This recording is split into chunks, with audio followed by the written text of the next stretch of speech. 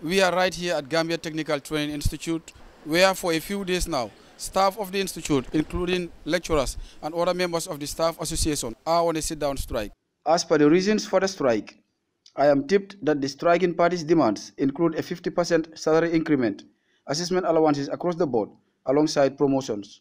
Well, we'll just be going inside to find out from the horse's mouth as to what is transpiring concerning this sit-down strike. We met students discussing to find ways and means of bringing things to an all-inclusive conclusion. Elizabeth Quinta Gomez is the president of the Students' Union.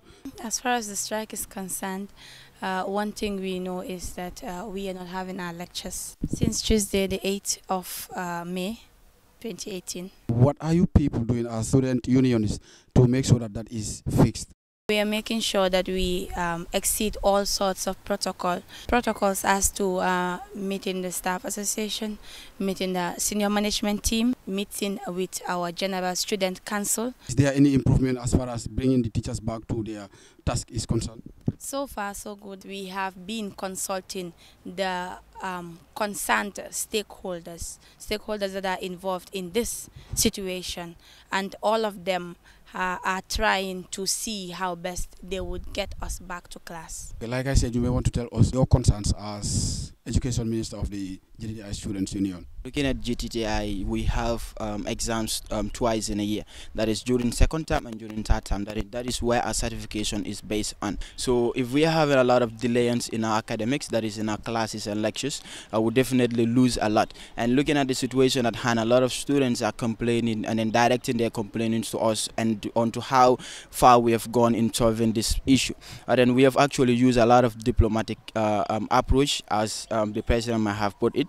We're actually waiting on a lot of results on some of those things. You've just met us talking to our students on the issues at hand and how best we can be able to collectively mitigate this issue. I also met one Lamin Juara who also raised concerns regarding the matter. If you look at the sit-down strike, students will not want to necessarily come to school like me without not having lectures.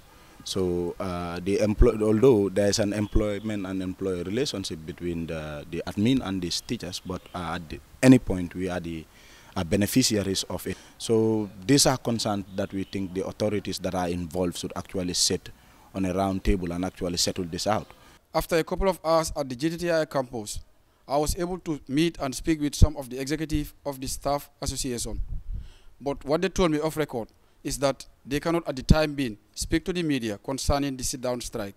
We also tried for hours to speak with the Director General or any other member of the institute's management, but it did not work out. Meanwhile, affected students in particular are largely hoping that this strike will sooner rather than later come to an end. Modou Bajan reporting for GRTS News.